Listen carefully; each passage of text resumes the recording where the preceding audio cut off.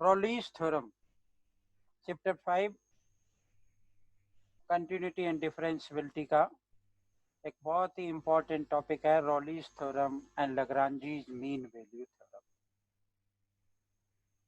जिसमें कि कंटिन्यूटी भी है, डिफरेंशियबिलिटी भी है।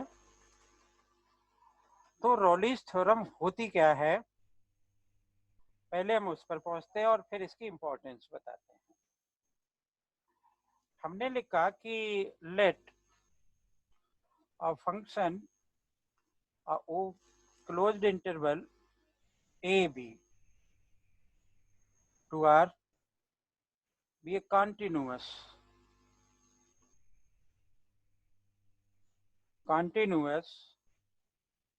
on closed interval a b and derivable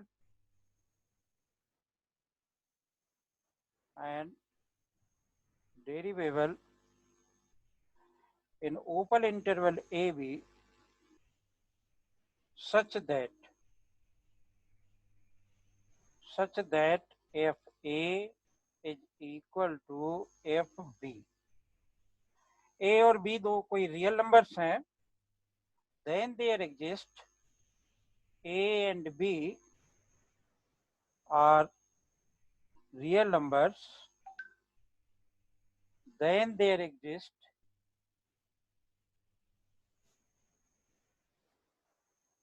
a point c, some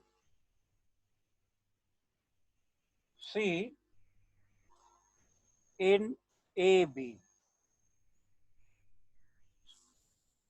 open interval AB, such that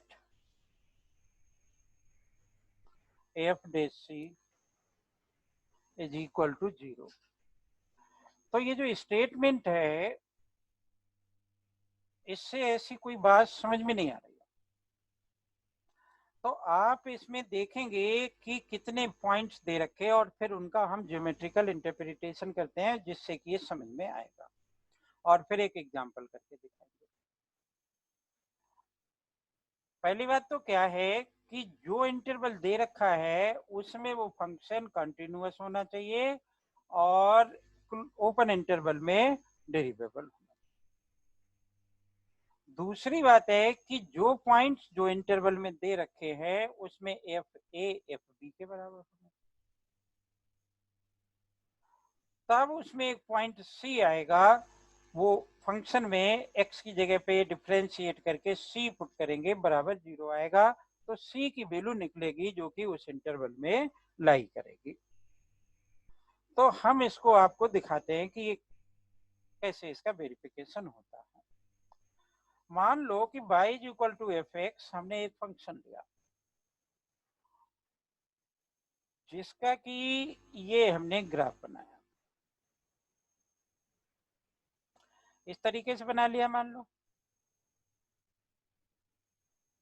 ठीक है, या फिर हमने इस तरीके से बना लिया, ठीक। ये पॉइंट ए मान लिया और ये पॉइंट मैंने बी मान लिया, ठीक है। अब देखो आप इस पर, ये कर्व किसकी है, y is equal to f x की है, ये भी कर्व है y is equal to f x की, ठीक है। एक पॉइंट मैंने इस यहां पर मान लिया। तो आप देखें कि इस फंक्शन में जब a डालोगे तो y की वैल्यू यहां पर आएगी, और इसमें जब b डालोगे तो भी y की वैल्यू कुछ ऐसी ही आएगी। तो मतलब क्या है कि इस पॉइंट, ये पॉइंट जो है y एक्सिस पे y इज इक्वल टू क्या हो जाएगा, एफ ए हो गया और ये एफ बी हो गया। अच्छा, एक बात तो दिखाई दे रही कि ये कर्व जो है वो कंटिन्यूअस है, और कंटिन्यूअस है ये, तो ये डेरिवेबल भी होती है, यानी जो फंक्शन डेरिवेबल होता है वो कंटिन्यूअस हुआ करता है, और जितना भी polynomial function they all are the derivable and the continuous. अब देखें, इसमें देख लेते हैं। तो हमने सॉरी यहाँ पर लिया एक पॉइंट सी, और ये पॉइंट यहाँ पहुंचा, तो ये पॉइंट इस कर्व पर क्या करता है, लाई करता है। तो यहां से एक टेंजेंट ड्रॉ किया, ठीक है। ये टेंजेंट इस पॉइंट पर इस फंक्शन की वैल्यू क्या होगी, एफ सी होगी, और तो ये वैल्यू इस कर्व पे लाई करती है। ये टेंजेंट इस एक्स एक्सिस के पैरेलल है।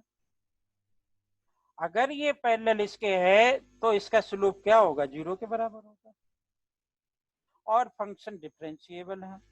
तो d y by d x is equal to 0 हो गया, यानी f dash c is equal to 0 हो गया।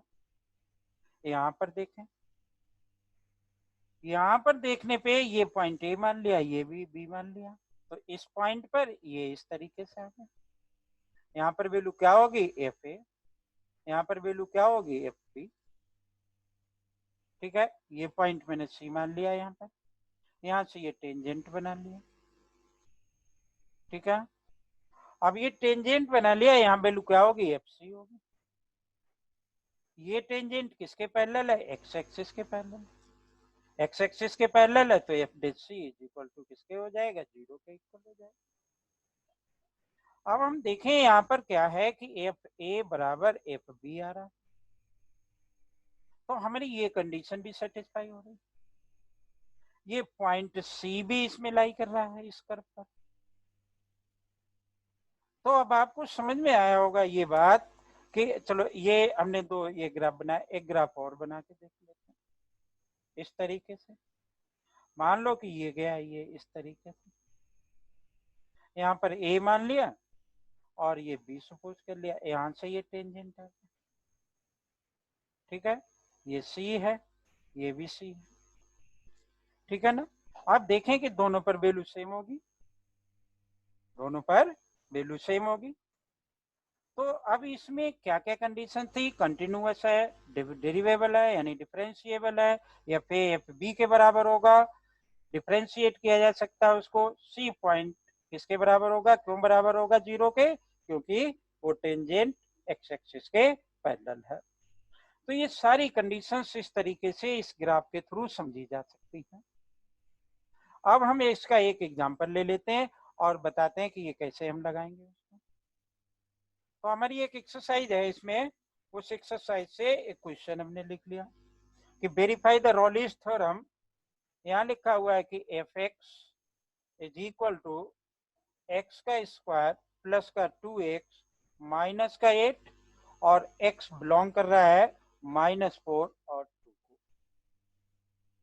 ठीक है। अब देखो नंबर 1, इसने कहा कि रॉलिस थ्योरम आप वेरीफाई करो। तो ये एक पॉलिनोमियल फंक्शन है, तो हम क्या लिख लेंगे, since F x is a polynomial function,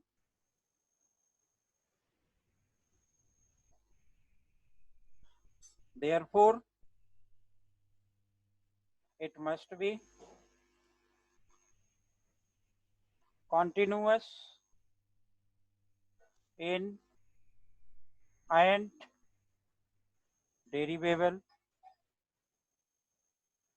in -4 और 2 पर। ये तो पहली बात हुई। दूसरा, ये ए होता है ये बी होता है, हमें मालूम है ये बात। तो हमने क्या किया कि एफ ए डाला यहाँ पे, एफ ए बराबर कितना है, -4, फंक्शन में पुट करके देख ले, -4 का स्क्वायर 2 -4 और माइनस का 8 क्या हो गया, 16 हो गया, -8 दिस इज इक्वल टू 0 के इक्वल आ गया।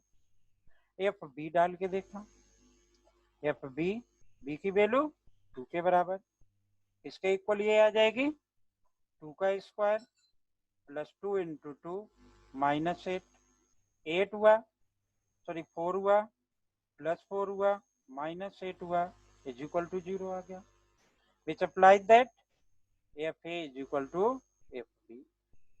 अब हमारा काम क्या होगा कि हम इस फंक्शन को डिफरेंशिएट कर देते हैं। एफ तो दूसरी कंडीशन सेटिस्फाई हो गई है। अब एफ डेश एक्स यानी इसको हम डिफ्रेंशिएट कर दें तो ये क्या आ गया 2x प्लस का 2 आ गया।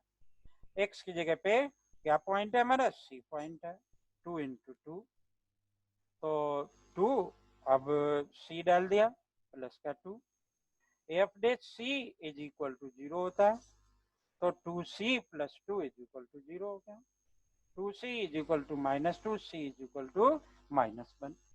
अब हम देखें कि -1 whether lies in this interval or not तो -1 belongs to the closed interval -4 and 2 ये इसको बिलोंग कर रहा है ये पॉइंट सी की। अब हम लिख देंगे कि हेंस रोलिस थ्योरम इज वेरीफाइड। ठीक है, समझ में आ गई होगी। और आगे देखते हैं दूसरा है एमबीटी। एमबीटी मीन मतलब mean value theorem. Mean value theorem ये क्या कहता है मीन वैल्यू थ्योरम? भाई mean value theorem Lagrange's mean value theorem है ये। इसका पूरा नाम क्या है? Lagrange's mean value theorem. कभी कभी ये एलएमबीटी भी लिखा जाता है, लैग्रांजीज मीन वैल्यू थ्योरम। तो ये क्या है यहाँ पर भी हम देखते हैं कि कैसे ये वेरीफाई होगी। हमने फिर मान लिया कि लेट एक फंक्शन है क्लोज्ड इंटरवल ए बी में, रियल वैल्यूड फंक्शन है, बी ए कॉन्टिन्यूअस फंक्शन या कॉन्टिन्यूअस है किस इंटरवल में? क्लोज्ड इंटरवल ए बी, और डिफरेंशिएबल है हमारा open interval a b. then there exist then there exist C in A B such that तो ये क्या बना है f dash c f b minus f a divided by b minus a. ठीक है, तो इसमें भी फिर 4 पॉइंट है, कंटिन्यूअस है, डिफरेंशिएबल है, फिर स्लोप जो है इसमें इसके इक्वल होगी। तो इसका ज्योमेट्रिकल इंटरप्रिटेशन करते हैं। सपोज किया कि हमने एक कर्व ड्रॉ की y is equal to f x की, कुछ इस तरीके से। ठीक है, अब यहाँ पर ये पॉइंट ले लिया a है, इस जगह पर ये पॉइंट हमारा b है। ठीक है, इसको अब इस हमारा ये कर्व किसका है? y is equal to f x का है। ए पॉइंट पर है तो यहाँ पर y की वैल्यू क्या हो जाएगी? एफ बी एफ ए आ जाएगी। यहाँ पर इसकी वैल्यू क्या हो जाएगी? एफ बी हो जाएगी। अगर इस कॉर्ड को हम ज्वाइन कर दें और यहां से एक टेंजेंट पॉइंट पर ड्रॉ करते हैं, ठीक है, इस पॉइंट को हमने ये कंसीडर कर दिया कि सी पॉइंट है तो ये पॉइंट क्या हो जाएगा? एफ सी हो जाएगा। अगर कोऑर्डिनेट देखें तो क्या हो जाएगा? सी और एफ सी हो जाएगा। ऐसे इसका कोऑर्डिनेट क्या हो जाएगा? ए और एफ ए आ जाएगा। इसका कोऑर्डिनेट क्या हो जाएगा? बी और एफ बी आ जाएगा। अब ये टेंजेंट इस कॉर्ड के पैरेलल है तो दोनों की स्लोप कैसी होगी? सेम होगी। तो दोनों की स्लोप अगर सेम होगी तो हम देखते हैं क्या कि क्लास 11th में पढ़े y2 minus y1 divided by x2 minus x1। तो y2 मेरा क्या हुआ? एफ बी हुआ। y1 क्या हुआ? एफ ए हुआ। x2 माइनस x1 यानी b माइनस ए आ गया। अब ये पैरेलल है किसके? इसके पैरेलल है। इसकी स्लोप इसके बराबर है। इसकी स्लोप सी पॉइंट की क्या होगी? एफ डेश सी होगी, एफ डेश एक्स होगी। और एफ डेश एक्स बराबर क्या है? यहाँ पर एक्स बराबर सी है। तो मैं यहाँ पर क्या लिख दूंगा, एफ डेश सी। तो अब इसमें अब ये बात क्लियर हो गई होगी कि ये क्यों लिखा गया है ऐसा। ठीक है, अब इस पे एक क्वेश्चन देख लेते हैं। हमने लिखा है यहाँ कि verify the mean value theorem, f x is equal to, दे रखा है हमें एक्स का स्क्वायर माइनस 4x माइनस का 3, इंटरवल ए भी है और a बराबर मुझे दे रखा है 1 और b इज इक्वल टू 4। ये एग्जांपल लिख लिया हमने या क्वेश्चन मान लो इसको, एक्सरसाइज से है। तो ये भी एक पॉलिनोमियल फंक्शन है, तो हमने क्या लिख लिया कि since F x is a polynomial function, so it must be continuous as well as differentiable या derivable in given interval। ठीक है, अब हमने क्या निकालना है, ये बात निकालनी है, एफ बी। तो एफ बी बराबर किसके है, बी वैल्यू 4 है, तो 4 इसमें वैल्यू पुट कर दी, 4 का स्क्वायर माइनस 16 माइनस 3, 4 4 जा 16, और ये किसके इक्वल हो गया हमारा कि माइनस का 19, this is equal to how much, minus 3। F a निकाला, ए की वैल्यू कितनी है 1, क्या हो गया भाई यहाँ पे 1 डाला, 1 का स्क्वायर माइनस 4 इंटू 1 माइनस का 3। ठीक है, अब ये मेरा क्या बन गया, 1 आ गया, माइनस 4 माइनस 6 वो minus 3 is equal to minus 6 हो गया। ठीक है, अब हमने क्या निकाल लिया इसमें, f b minus f a निकाल लिया, f b minus f a निकाल लिया, तो माइनस 3 माइनस और माइनस 6 हुआ ये। ठीक है, कितना हो गया भाई, माइनस 3 प्लस का 6 इज इक्वल टू 3 आ गया। बी माइनस ए कितना होगा, 4 माइनस 1 होगा, this is also equal to 3।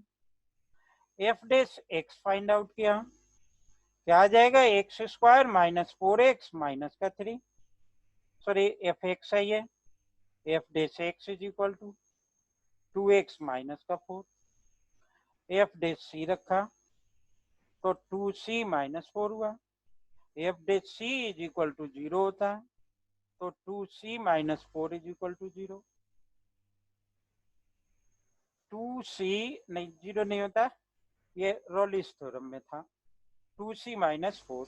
अब मुझे ये जो फार्मूला दे रखा है उस फार्मूले में मुझे इस वैल्यू को पुट करना है, f b minus f a divided by b minus a. F dash c हमारा कितना आया, 2c माइनस 4, एफ बी की वैल्यू मेरी कितनी थी, माइनस 3, एफ ए की वैल्यू हमारी कितनी थी, f a is equal to minus 6, यानी ये हमने निकाल के रखा हुआ है, तो प्लस का 6 हो गया, और b माइनस ए ये भी 3 के इक्वल है, तो 2c माइनस 4 3/3 1 हो गया, 2c minus 4 is equal to 1, 2c is equal to 1 plus 4, 2c is equal to 5, c is equal to 5/2। तो अब ये 5/2 देखो बिलोंग करता है क्या, जो इंटरवल हमें दे रखा है, वो इंटरवल हमें क्या दे रखा है, बिलोंग्स टू द 1 to 4, भाई 2 2 जा 4, 2.5 हो गया है, 2.5 इसमें लाई करेगा, तो हम क्या लिख लेंगे, hence MBT is verified, mean value theorem is verified. तो ये रोल्स थ्योरम और मीन वैल्यू थ्योरम, ये दोनों बहुत बढ़िया कंसेप्ट थे हमारे डेरिवेशन डिफरेंशिएशन के, ये दो कंसेप्ट हैं जिनमें कंटिन्यूटी भी इन्वॉल्व है और डिफरेंशियबिलिटी भी इन्वॉल्व है। इससे कभी कभी क्वेश्चन आता है बोर्ड एग्जाम में, अब चूंकि वेटेज 1 2 4 और 6 मार्क्स का, अब इसके आने के चांसेस छोटे या बड़े क्वेश्चन के फॉर्म में बहुत ज़्यादा हैं। तो मेरे ख्याल से ये आपको समझ में आ गया होगा। समझ में आ गया होगा तो आप इसको लाइक करें, शेयर करें, कमेंट करें। Okay, thank you.